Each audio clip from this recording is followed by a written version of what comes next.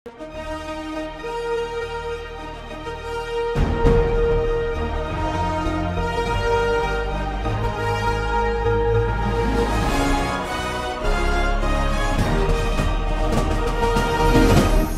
பார்த்து கொண்டிருப்பது உங்கள் ஜாஷ்வா டிவி. சகல ஜனங்களுக்கும் நற்செய்தி.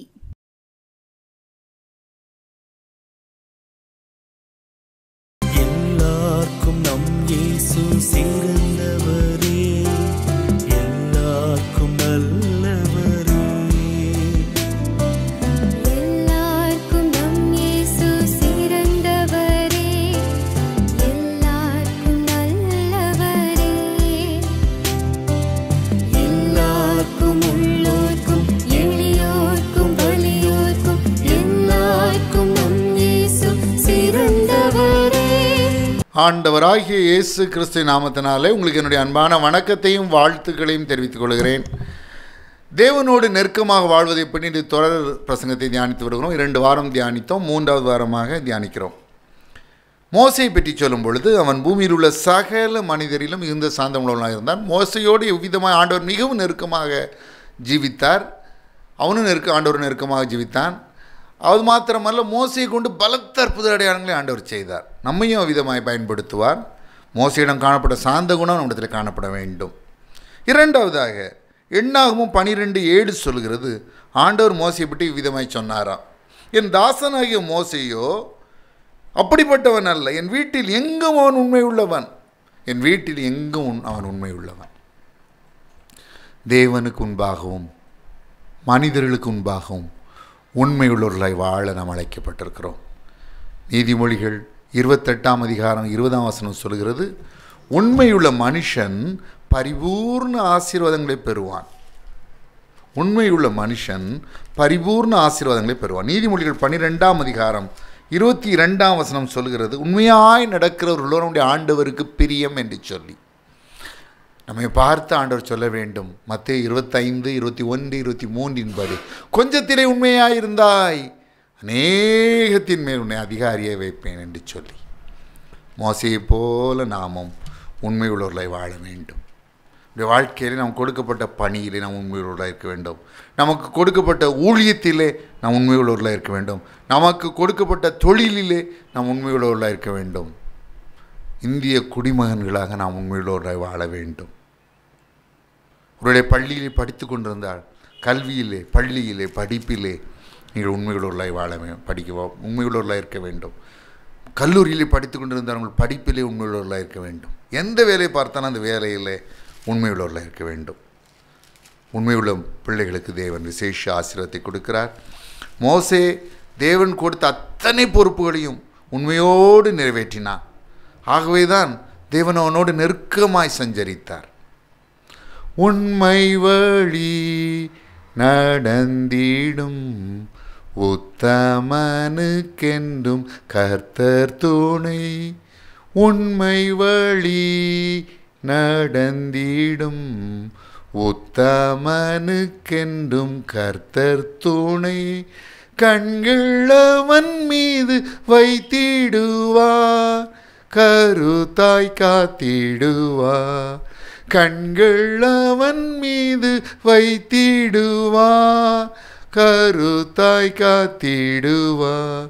கர்த்தரை நம்பியே ஜீவிப்போம், கவலை கஷ்டங்கள் தீர்ந்திடும். கைவிடா காத்திடும் பரமனின் கரங்களை நாம் பற்றி கொள்வோம். கைவிடா காத்திடும் பரமனின் கரங்களை நாம் பற்றி கொள்வோம். எல்லா சூழ்நிலையிலும் நாம் உண்மையுள்ளவர்களாய் வாழ்வோம். அப்படி இருந்தால் தேவனிடத்திலிருந்து நாம் ஆசீர்வாதங்களை பெற்றுக்கொள்ள முடியும். மோசையுடைய வாழ்க்கையை பாருங்கள். எண்ணாகமும் 12ஆம் அதிகாரத்தில் அவனுடைய வாழ்க்கையில் ஒரு சூழ்நிலை ஏற்படுகிறது. எத்தியோப்பியா தேசத்து ஸ்திரீயை மோசை விவாகம் பண்ணியிருந்தபடியினால் அவளுடைய சொந்த சகோதரியாகிய மிரியாமும் அவனுடைய சொந்த சகோதரனாகிய ஆரோனும் அவனுக்கு விரோதமாய் பேசுகிறார்கள். கர்த்தர் மோசையை கொண்டு மாத்திரம் பேசினாரோ, எங்களை கொண்டும் அவர் பேசினது இல்லையோ என்றார்கள். மோசை கூட ஒன்றும் செய்யலை, நான் கர்த்தர் அதை கேட்டார். என்ன நடக்கிறது பாருங்கள். மிரியாம் தொழுநோயாளியை மாறுகிறாள். ஆண்டுடைய கோபாக்கினை அவள் மேல் வருகிறது. மோசையை பாருங்க, எனக்கு எதிராக பேசினவளுக்கு ஆண்டவர் தக்க தண்டனையை கொடுத்து விட்டா என்று அவன் அகமகிழவில்லை. அவன் ஆண்டவர்கிட்ட கெஞ்சினானா. என்ன கெஞ்சிறானா? என்னாகும் 12:13 சொல்கிறது, அப்பொழுது மோசே கர்த்தரை நோக்கி, என் தேவனே அவளை குணமாக்கும் என்று கெஞ்சினான். சாதாரணமாக ஜெபம் பண்ணலை. தனக்கு எதிராக பேசினவளுக்கு ஆண்டவர் தண்டிச்சிட்டாருன்னு மகளும் இல்லை, அவளை குணமாக்குன்னு கெஞ்சி ஜெபம் பண்ணுறான். நாமும் விதமாக ஜெபிக்க அழைக்கப்பட்டிருக்கிறோம். மிக முக்கிய காரியம் அப்படி தான். மோசே மாதிரி வல்லமை வேணும்னு சொல்லி 40 நாள் கூட ஃபாஸ்டிங் போட்டுருவாங்க. ஆனால் பகைவர்களை மன்னிக்கவோ அவர்களுக்காக ஜெபிக்கவோ மனசே வராது. ஆண்டவராக இயேசு கிறிஸ்து மலைப்பிரசங்கத்தில் என்ன சொன்னார்? மத்தேயு எழுதின சுவிசேஷம் 5ஆம் அதிகாரம் 44ஆம் வசனத்தை வாசிக்கிறேன், கேளுங்கள். மத்தேயு 5:44.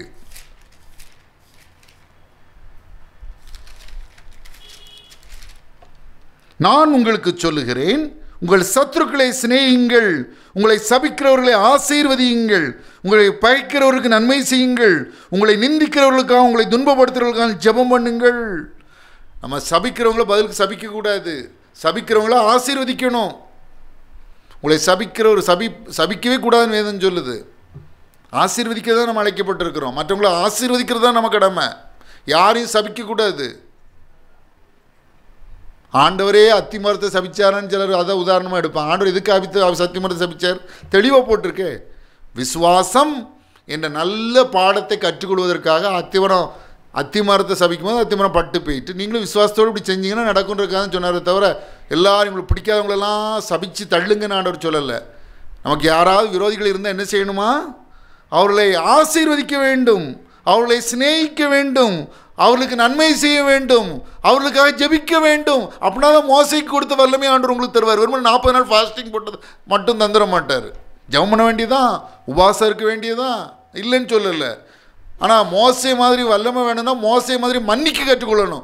மோசையுடைய வல்லமை உங்களுக்கு வேணும்னா மோசை மாதிரி மற்றவர்களுக்கு நன்மை செய்ய, தன்னை பகைக்கிறவர்களுக்கு நன்மை செய்ய கற்றுக்கொள்ளணும். மோசை மாதிரி வல்லமை உங்களுக்கு வேணும்னா உங்களுக்கு சத்துருக்களை சிநேகிக்க வேண்டும். மோசை மாதிரி வல்லமை உங்களுக்கு வேணும்னா உங்களை பகைக்கிறவர்களுக்கு நீங்கள் நன்மை செய்ய படிக்க வேண்டும், அவர்களை மனதார சிநேகிக்க வேண்டும், அவர்களை ஆசீர்வதிக்க வேண்டும், அவர்களை அன்பு கூற வேண்டும். செய்யணுமா?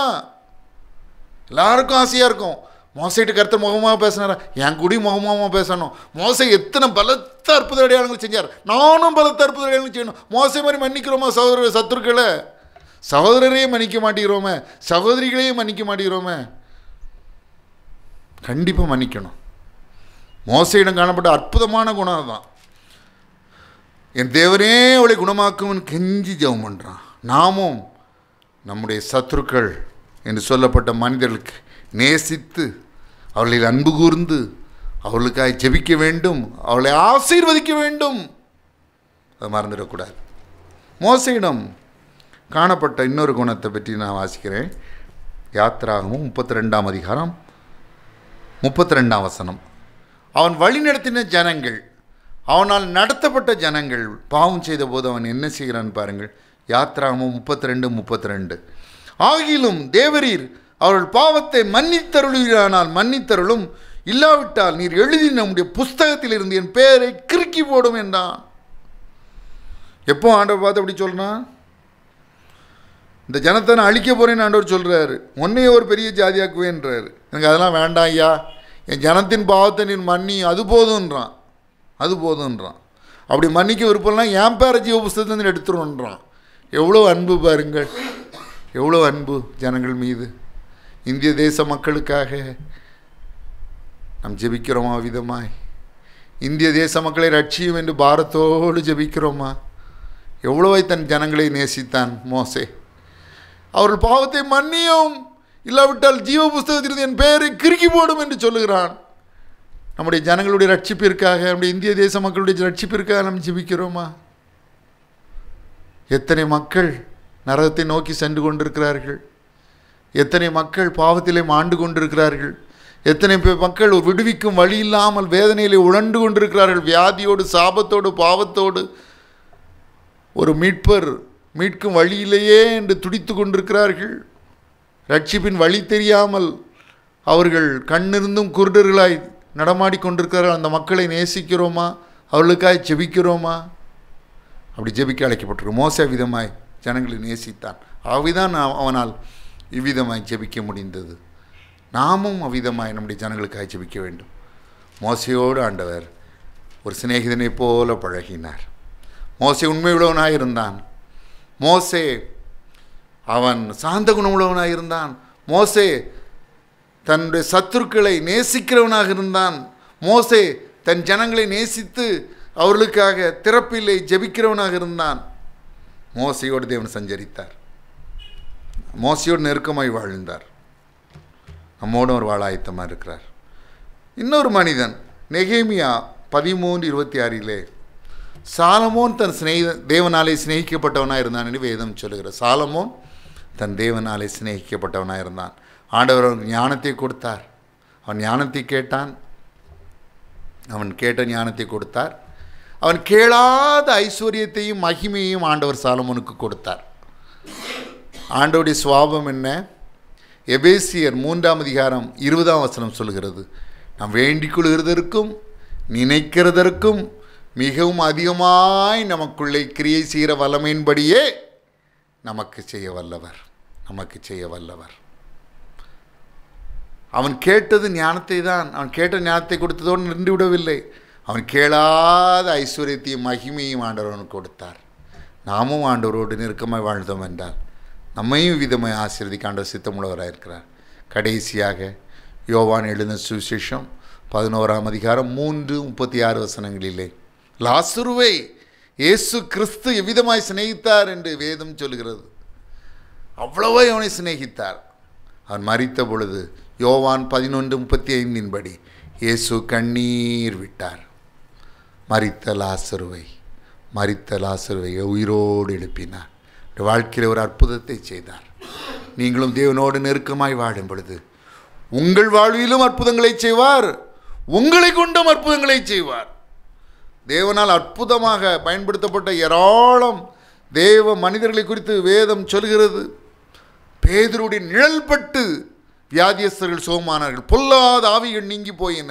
பவுலுடைய சரீரத்திலிருந்து உருமால்களையும் கச்சைகளையும் வியாதியஸ்தர்கள் மேல் போட்டார்கள். வியாதி நீங்கியது, பொல்லாத ஆவிகள் அகன்றது.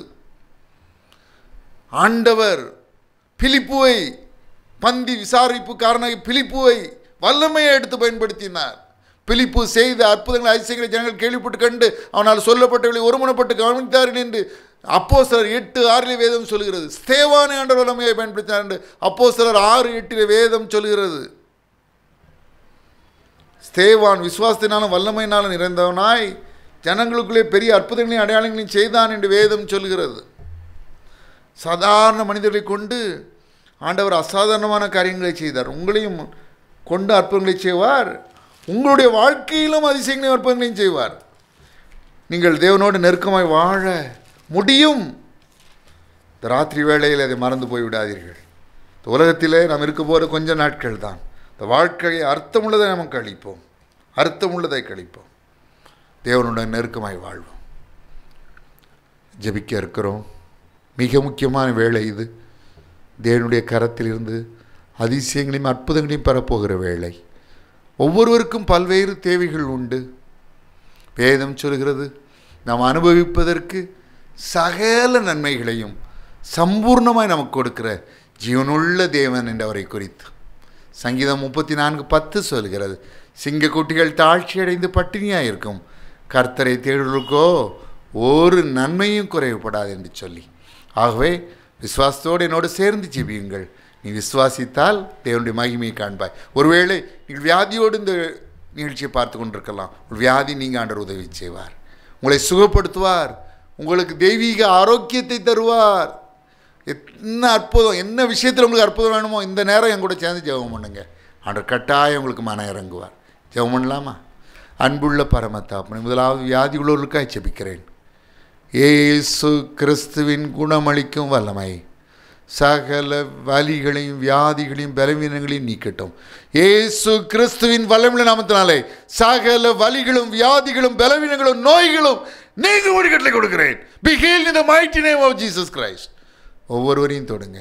மைக்ரைன் இயேசு கிறிஸ்துவின் வல்லமையுள்ள நாமத்தினாலே மைக்ரைன் ஒற்றை தலைவலி இயேசு கிறிஸ்துவின் வல்லமையுள்ள நாமத்தினாலே நீங்கும்படி கட்டளை கொடுக்கிறேன். இயேசு கிறிஸ்துவின் வல்லமையுள்ள நாமத்தினாலே சிறுநீரக கற்கள் இயேசு கிறிஸ்துவின் வல்லமையுள்ள நாமத்தினாலே சிறுநீரக கற்கள் கரைந்து போகும்படி உரு தெரியாமல் மறைந்து போகும்படி கட்டளை கொடுக்கிறேன். அநியாயமாய் குற்றஞ்சாட்டப்பட்டு சிறை தண்டனை அனுபவித்து விட்டு இப்பொழுது இன்னும் அந்த கேஸ் முடியலை. அன்பு சகோதரனே, ஆண்டவர் உங்களுடைய உண்மையை அறிவார். உங்கள் மீது எந்த தவறும் இல்லை என்று தேவனுக்கு தெரியும். அவர் நீதியுள்ள நியாயாதிபதி. சீக்கிரத்தில் அந்த கேஸிலிருந்து உங்களை முற்றிலும் விடுவித்து விடுவார். நீங்கள் நிரபராதி என்று உலகத்திற்கே விளங்கும் பண்ணும்படி செய்வார். நன்றி, நன்றி இயேசு சுவாமி, நன்றி ராஜா, நன்றி ராஜா.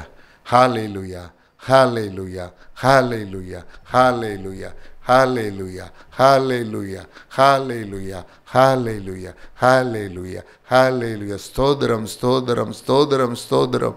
ஹல்லேலூயா. உன்னை காக்கிறவர் உறங்கா, உந்தன் காலை தள்ளாட ஒட்டா, கவலைகள் தீர்ப்பார், கண்ணீர் துடைப்பார், கடைசி மட்டும் கைவிடாதிருப்பார். கவலைகள் தீர்ப்பார், கண்ணீர் துடைப்பார், கடைசி மட்டும் கைவிடாதிருப்பார். உன்னை காக்கிறவர் உறங்கா. ஸ்தோத்திரையா. மஞ்சுளா என்ற கல்லூரி மாணவி, உன்னுடைய படிப்பிலே மிகவும் குறைப்பட்டு போனாய். தேவையற்ற காரியங்களில் ஈடுபட்ட நிமித்தமாக உன்னுடைய படிப்பிலே குறைப்பட்டு போனாய். ஆண்டவர் மீண்டும் உன்னை ஆசீர்வதிக்கிறார். மீண்டும் இழந்த எல்லாவற்றையும் திரும்ப பெற்றுக்கொள்வாய். அன்பு மகள் மஞ்சுளா, ஆண்டவருடைய படிப்பை ஆசீர்வதிக்கிறார். உடைய ஆசீர்வாதத்தை பெற்றுக்கொள்வாயாக. ஸ்தோத்திரம் ஐயா, ஸ்தோத்திரம் ஐயா, ஸ்தோத்திரம், ஸ்தோத்திரம், ஸ்தோத்திரம், ஸ்தோத்திரம். ஹல்லேலூயா. அசோக், அன்பு தம்பி அசோக், ஆண்டவர் உங்களுக்கு நல்ல வேலையை கொடுத்து ஆசீர்வதிக்கிறார். ஸ்தோத்திரம் ஐயா, ஸ்தோத்திரம் ஐயா, ஸ்தோத்திரம் ஐயா. உங்கள் வேலையை பெற்றுக்கொள்வீர்களாக.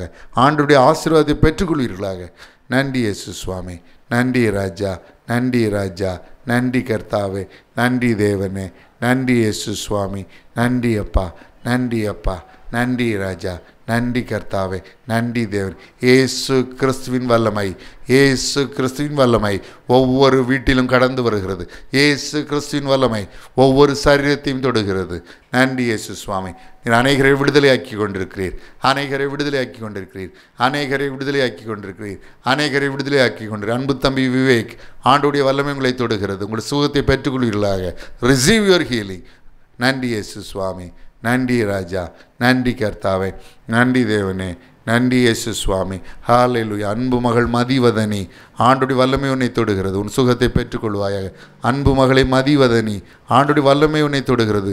உன் சுகத்தை பெற்றுக்கொள்வாயாக.